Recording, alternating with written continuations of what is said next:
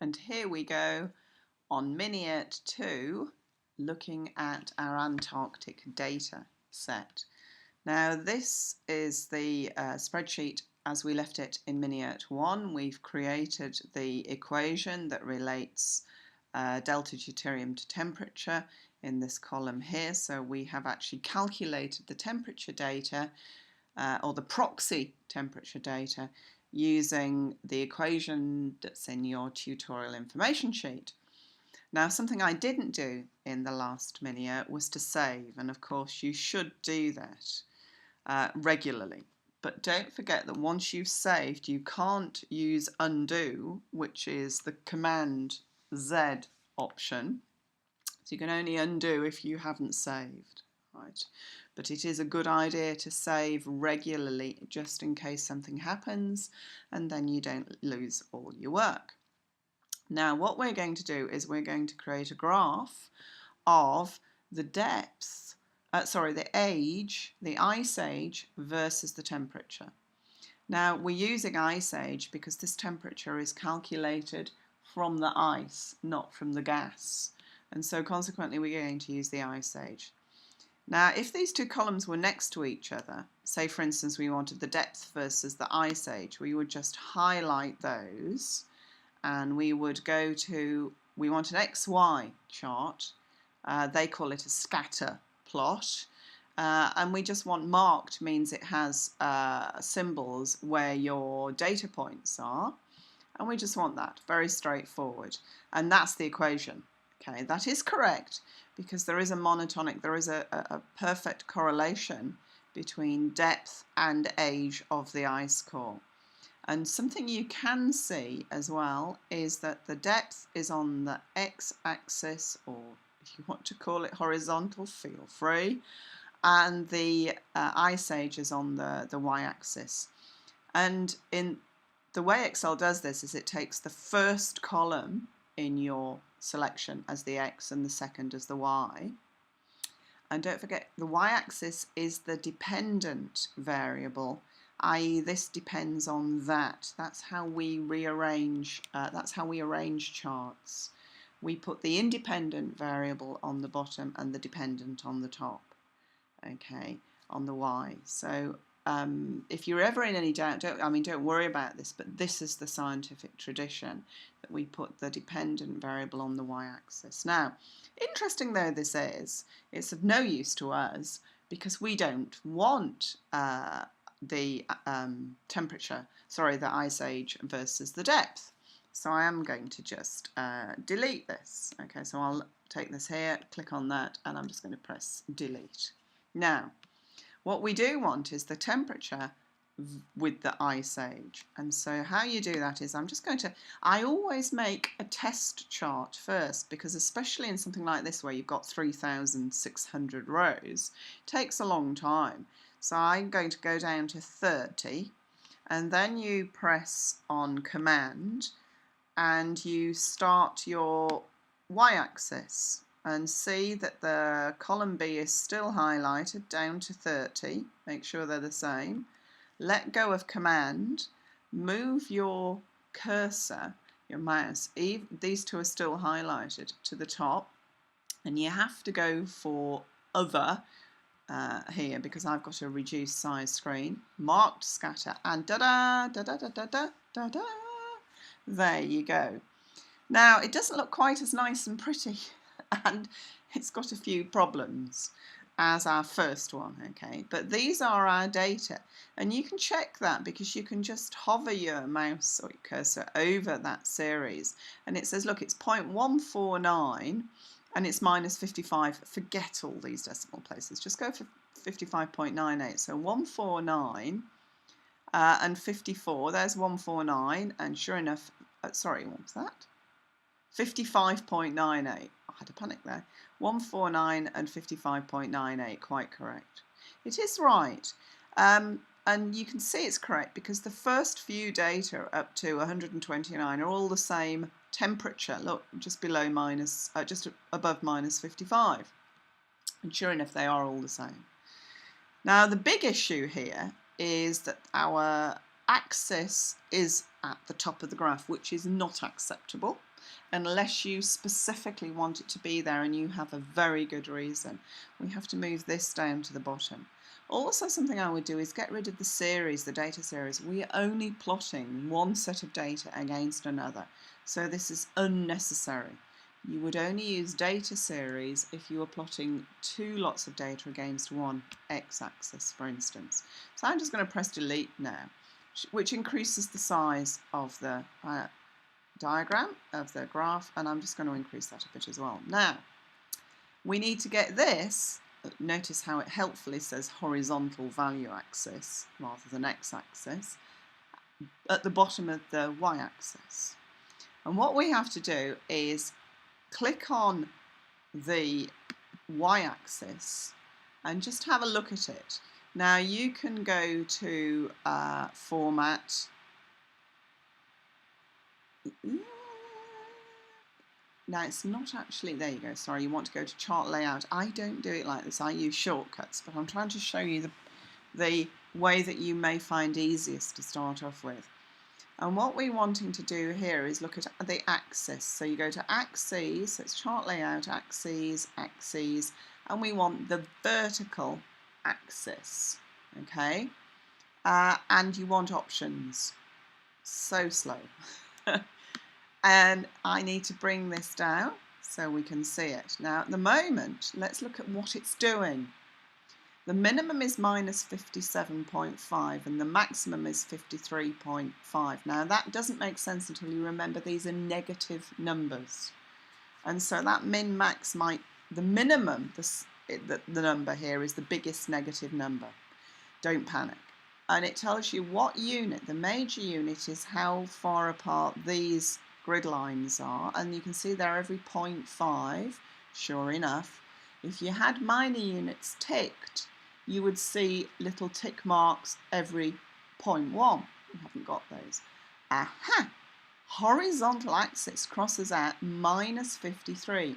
The reason for this is the default option for Excel is to plot it at the minimum value, which in this case is minus 53. Wrong end of graph. So you just click in there and you put in 57.5 and notice that's now unchecked because it's no longer auto, and we're going to say OK. And as if by magic, but let me just, you've lost it because of the area, as if by magic, as you can see, we've now, I'm going to have to get hold of the graph and actually move the graph, sorry, plot area, and move that up a little bit. There you go. This is the chart within your window. Okay.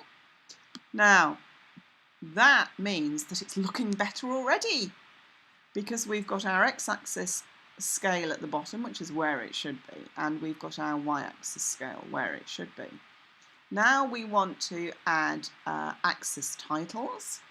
So we'll go on the vertical and we'll say that we want a rotated. We usually do rotated titles. This means the text is on its side. Don't do it vertically so it's one letter under the other because it's not easy to read. And so I'm just going to put in here delta, no, sorry, I'm going to put proxy temperature, and in brackets it should be degrees symbol, but I'm not going to go there at the moment. Degrees centigrade, close brackets, calculated,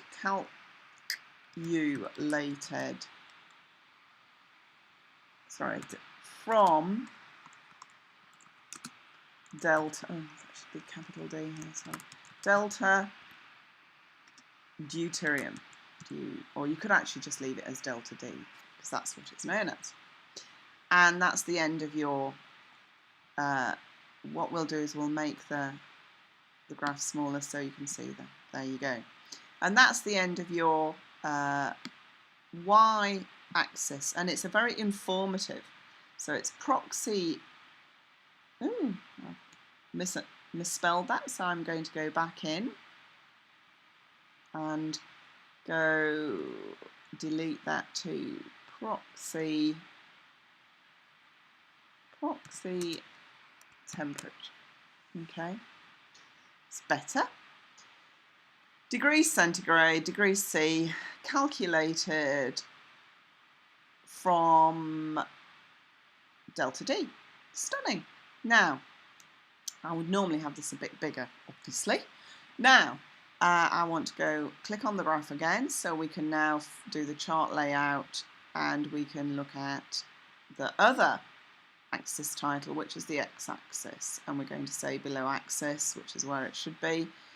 Grab hold of it and put it wherever you want, basically. All of this is infinitely movable, and we're going to click in here to edit what is just a text box, and we're going to have this as the ice age.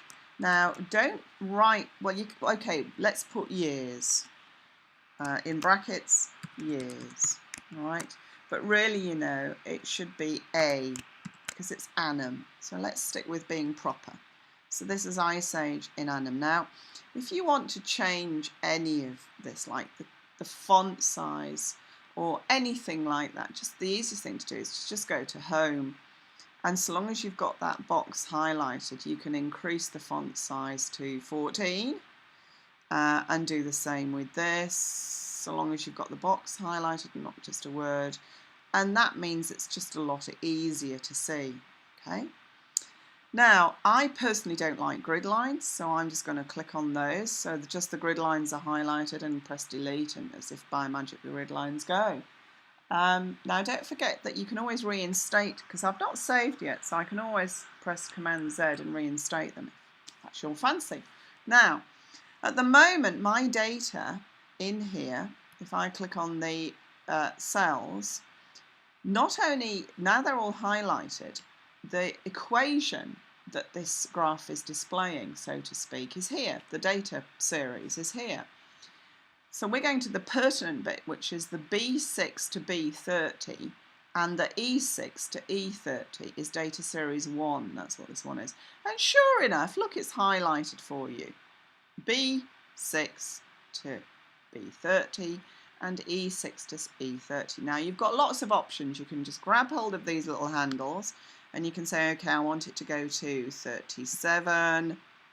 Grab hold, you've got to do both the same or it'll have a hissy fit and plot really weird data.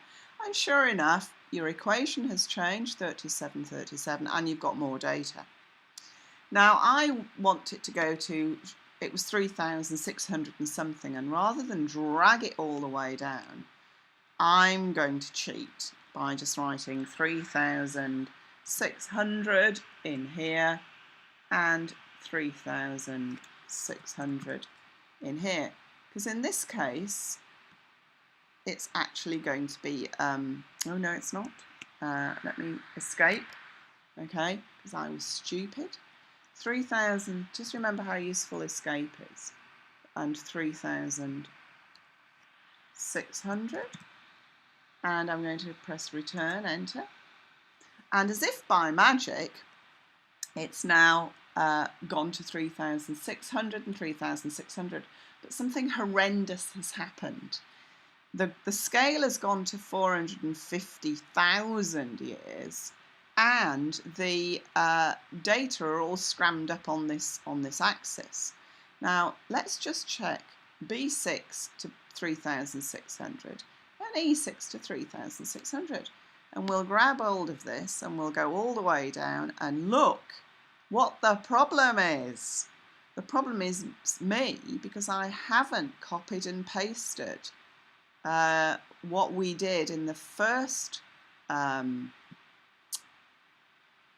Mini-URT down. So I'm just going to do that. I'm going to just drag this all the way down, and you'll just have to, the reason it's so slow is really, it's because I'm recording this as QuickTime, and it's slowing the computer down horrendously. So I might, oh no, I'll keep going. We can hum quietly in background. Sometimes actually when I'm doing this, if I'm doing a complicated equation and it takes a long time, I will stop, because sometimes your finger can go a bit doolally, and it's a pain if you've got to go all the way back up. So you can do exactly that here. And also what you can do to help your computer, if you're doing complicated things or something that takes up a lot of memory, is you can do what we've just done and you can save, and that will make life much simpler for it. If you've got a not very fast computer, the way to help it is to just keep saving, and you'll notice the difference. The thing is, it's not having to keep everything in its working memory in case you press undo. As soon as you save, it can delete all those earlier versions and sigh a huge sigh of relief. Now we're almost there.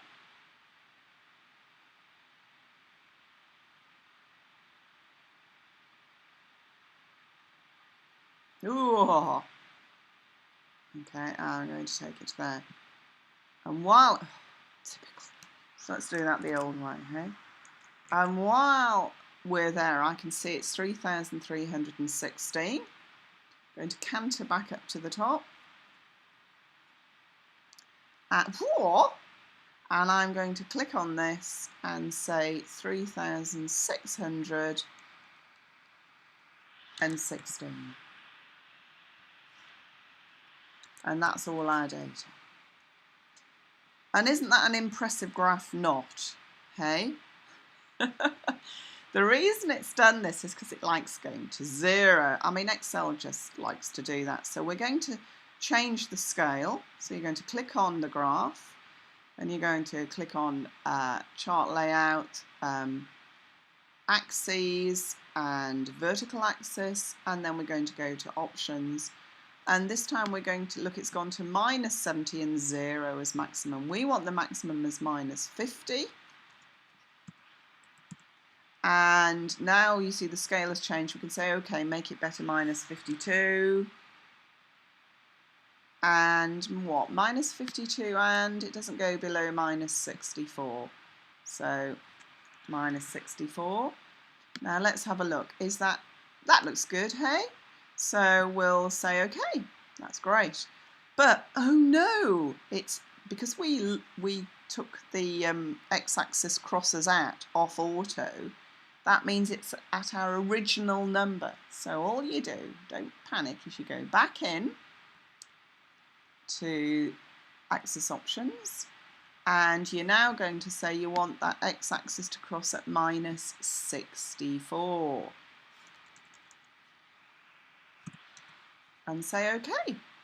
And look at that. How specky is that? Well, it'll get better. Okay, so I'm going to call that a day, leave it like that, and I'm going to do Mini-URT 3 on how to tart up, as I refer to it. How to make your graph look more spectacular.